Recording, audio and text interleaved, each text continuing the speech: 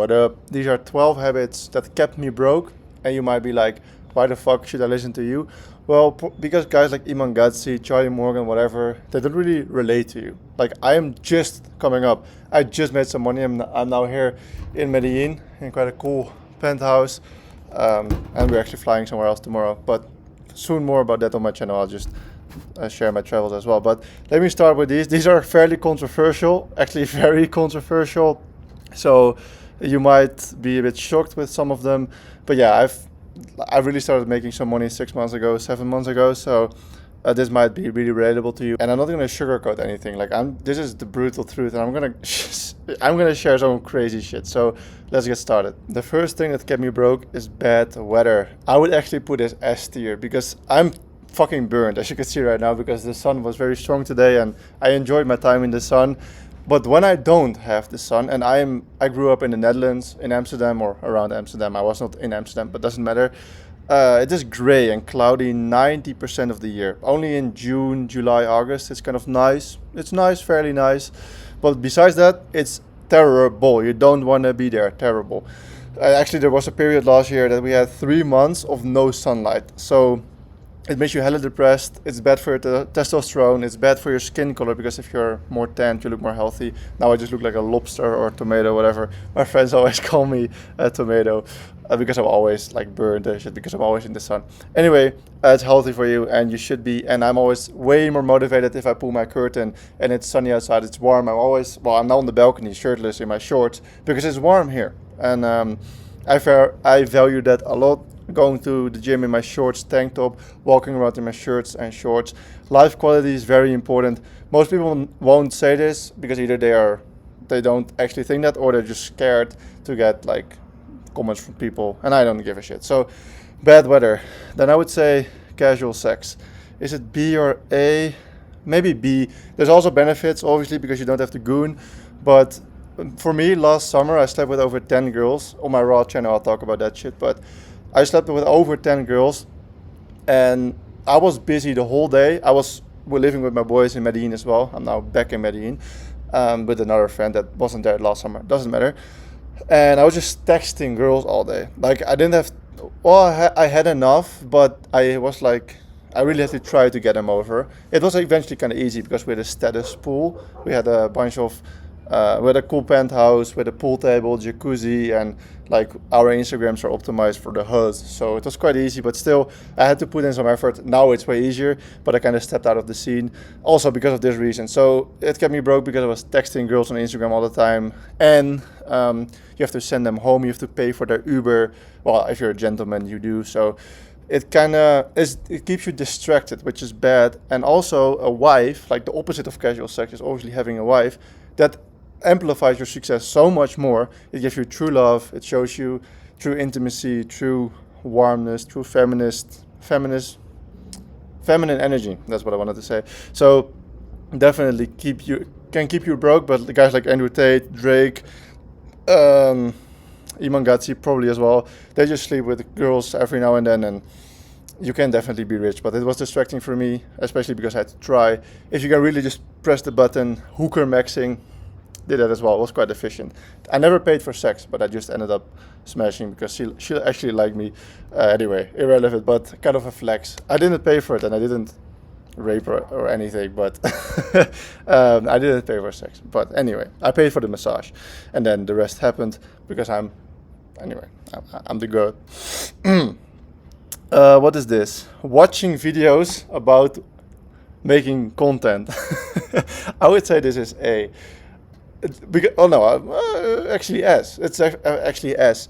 If you don't actually film and you want to be a content creator or you want to have some sort of online presence, if you watch videos about making content but you never make content, you're never going to make a single step. So definitely keeping you broke. The reason why I have this whole opportunity, I work with billionaires and multimillionaires, a bunch of information about on other channels and on my Instagram about that if you want to see more. But the only reason that I have that opportunity is because I made content and I became good at content, and then Josh, the founder, hired me, and now we're best friends and shit. And he had a network of multi-millionaires and some billionaires. And it only was possible because I learned the YouTube skill by posting, and I stopped procrastinating and actually pressed the record button. So very, very important. salad. It's not actually salad. It's more so the lack of meat. If I don't eat meat, and also the opposite is true, if I do eat meat, I feel very strong. I feel high testosterone. I just want to bang every girl that I see. I don't do that. I'm not Dan Bazilian. But I feel like, and that's good, like that you're full of energy, full of power, going to the gym. That whole feeling went up the more meat I ate. And I grew up in kind of a vegan-ish family. My mom only eats chicken and doesn't want to hurt the cows or something. So I always was kind of low in protein. I was kind of a feminine guy. And then I found the Bald Kickboxer online and I understood, hey, meat is good for you. Let me try that. And then it worked and I feel very good. It's not keeping you broke, if anything, but it definitely makes work and life quality, just like the weather, way better. Hey, that rhymes. Weather better. This is my first tier list ever. If this is hella goofy, my fault, but you're still watching, so shame on you. This is the most controversial one, maybe, of the whole list. Not drinking. So it's not like drinking is keeping you broke. No, not drinking was keeping me broke. I would say, just to fill it up a little bit, like you can be super successful whilst drinking, but it is a big handicap. Good example, last year I maybe drank like 5 times or something, and this week I already drank 3 times, and it's only March, and this year I probably already drank over like 8 times or 10 times, and I make more money. It is definitely a fair point to say, okay, you have momentum, you have the right opportunity already, and you went to the grind mode. That is definitely true, but not having people around you is more damaging than drinking, in my opinion. I'm still super disciplined. I went to the gym today. I went for a haircut. I bought a bunch of new clothes. Like, I'm a guy. I don't want to spend time on the haircut or the clothes, but I have to. So I did all the productive shit. I did a bunch of work. I went to the gym and I drank like 4 or 5 beers yesterday. I think 4. And I performed very well today. I actually did great work. And the videos that we posted today are performing well. So it's not like impossible. I think Alex Becker also said it. If you are into the self-improvement content, Alex Becker said it as well. He built a multi-million-dollar business whilst drinking, and Josh, the founder of the business, who gave me this opportunity, or I guess I deserved it, but that is how I got this opportunity. He drinks quite often, not very much, but definitely once a month at least, and he does very well for himself. So it's more the opposite is true. If you don't have anyone to have fun with, to do stupid shit with, to not focus on work, you're gonna fucking unalive yourself and unsubscribe from life. So, and be very depressed. So I would say, if that's the thing that gives you some pleasure, like PlayStation with the boys, 1 hour every other day or something like that, definitely do it. Definitely. Then video games, not very much keeping you broke, but most other friends that want to keep on playing video games, that is damaging. People always asking you on Discord, hey, when you want to play, hey, you want to do this, hey, let's go drink. So you also need dialed friends that sometimes drink. You don't need drinking friends that want to drink all the time, because then it's just going to fuck you up again. The same thing with video games friends, like Harvey that I'm staying with right now. Like, we live very well, like, without the PlayStation, but he said, like, yesterday, we can quite easily afford $300 for a new PlayStation or Xbox and just buy it for the sake of traveling. And we have a bunch of TVs everywhere, always in the Airbnbs. And we would do very well. We would still work every single day and then play 1 hour. So that's because he's an entrepreneurship friend and he would put the business before the gaming. But if you have gaming friends, that's very bad. If it's gaming friends, S tier, but just playing video games, not keeping you broke. This one, some people are talking about it, Sam Ovens and Charlie Morgan, but this is so important. Actually, the reason why I went clothes shopping today, I would actually put this on A. I am such a efficiency maxing kind of guy. I eat the same food every single day. I do the same workout routine. Well, not every day, but like I switch off the exercises. I try to sleep at the same times. That's also why I don't like casual sex, because I would just prefer one girl and build real intimacy, because like switching off girls is like annoying, headache, and not efficient. So the point of this is different clothes every single day. Even thinking about it, if that's your thing, Moises, one of my best friends as well, he likes his clothes and that's one of his things. Like the gym is one of my things. He really likes it. He likes to spend time on it. So if it's really your thing, but if you really can't give a shit or can't care less, then I have like I bought 5 of the same new white shirts. I had 4, but one got like a fat meat stain on here, so I had to buy new ones, and they were kind of too small because I grow muscle, and also because we we used the wrong washing settings, so they just shrank. So I got more buffed, but we also just fucked up with the washing machine. So I bought new ones, and these are like longer, so I don't look like a school child, and my muscles still look good in it, obviously. So efficiency maxing. Also branding. So if you're an online guy and you wear this, why is the cursor so big? If you are making content and you wear the same clothes every time, like we do Instagram, but I can probably just quickly show you why not. So I make all these Instagram reels, and in every wait, can you actually see this? Okay, so I wear the same white shirt in every single one. I have no idea if you can see it actually, but I wear the same white shirt and sometimes shirtless. Yeah, like here. I have no idea if you can see it, but I wear the same white shirt in every single one. It's efficiency maxing, is good branding, it's recognizable, and my muscles look good in it, so that's also very important to me, just to be very honest. Cereal. This is not like sugar food, it's more so just eating in the morning. I want to put this at S tier actually. This is a really, really big handicap. It is very hard to get rich and stay motivated and stay focused if you're eating sugar or carbs in the morning. I grew up with a family that thought this was the right thing to do. So I ate 4 slices of bread every single morning, and then 8, because I'm 6'8", I'm a huge ass guy. So I ate 8 slices of bread in the lunch at high school, and I was wondering why I always felt so like tired, fatigued, just slow. Obviously 4 is different than 8, so if you're eating 3 or 4, that's different. But just in general, fasting is so strong that I don't want to kill that, like how good this is with the other thing. Like, yes, having some energy for food is also nice sometimes when you hit the gym, for example, and for the pump. But for focus and work, just stay fasted. Stay fasted till 2, 3 p.m. When I was in Bali, I even would not eat for like first 12 hours or something.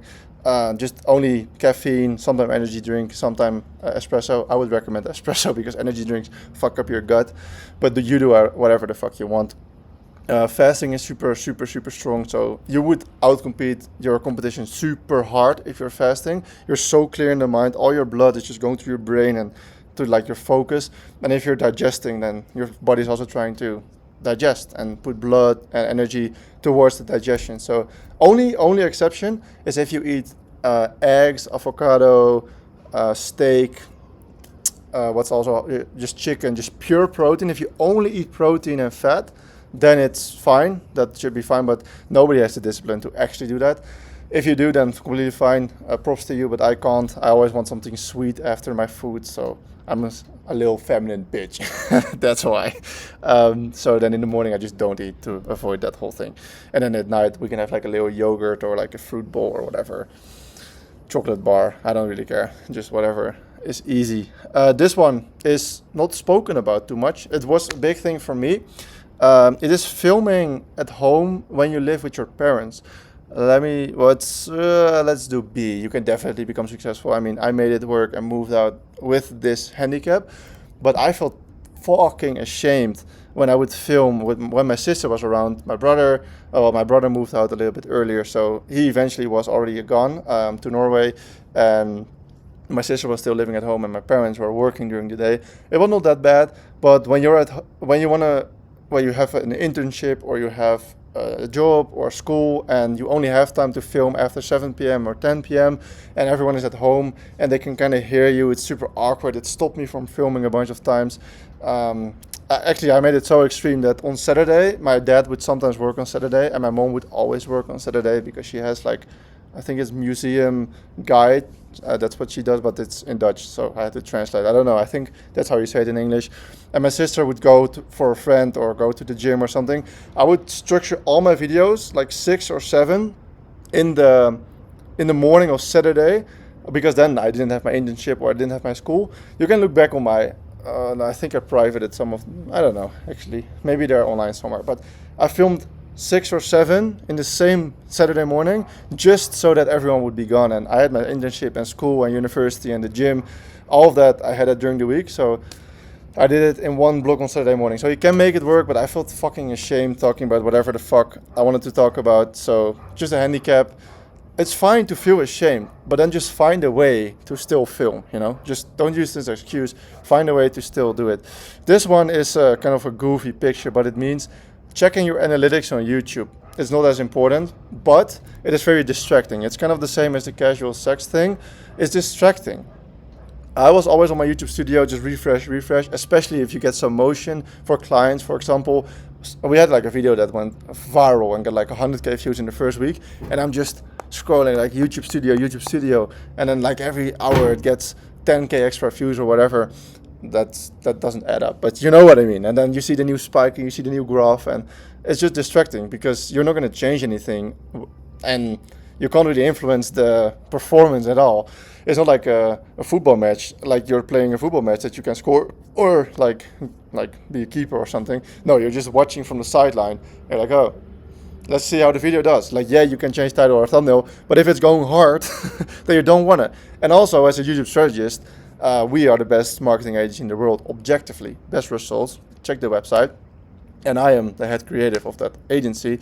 And I can say the best way to get data is to wait. So hold hands off the computer, just leave the videos alone. I don't look at the channel 2 or 3 days later. I check the video. Okay, it went well.